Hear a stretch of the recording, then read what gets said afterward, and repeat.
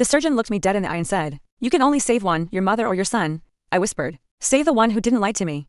My mother called me crying at 2 a.m. Said she needed emergency surgery. Her appendix, life or death. I rushed to the hospital in 20 minutes. When I got there, the nurse looked confused. "Your mother, sir, you already checked in a family member tonight." That's when my stomach dropped. Turns out my 15-year-old son Jake was already there. Different floor, motorcycle accident on his way home from a study group. Except Jake doesn't own a motorcycle, and his study group ended at 8 p.m. I called his friend's mom to confirm. They left the library together at 7:30.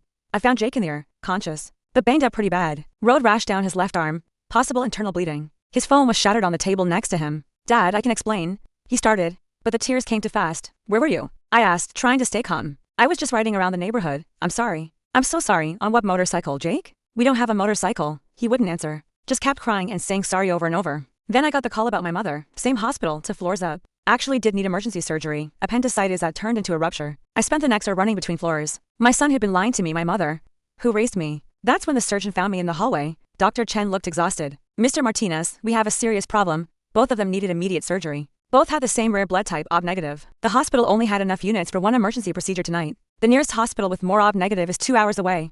Dr. Chen said we'd have to airlift it. Your mother's appendix could rupture completely in that time. Your son's internal bleeding could get worse. So I have to choose. "I'm sorry." "Yes." I stood there frozen. What kind of choice is that? Your mother or your son? My mother kept saying, "Choose me. I raised you. I gave you life. You owe me this." Jake just kept his eyes closed. Wouldn't look at me. The tears rolling down his face. Then my mom's friend, Carol, showed up. I didn't even know she was in town. "Oh, honey. This is terrible," Carol said, hugging my mom. "First Vegas, now this. You can't catch a break." I looked at her. "Vegas? Yeah, last weekend was such a blast. Remember when my mother cut her off fast?" "Carol, not now.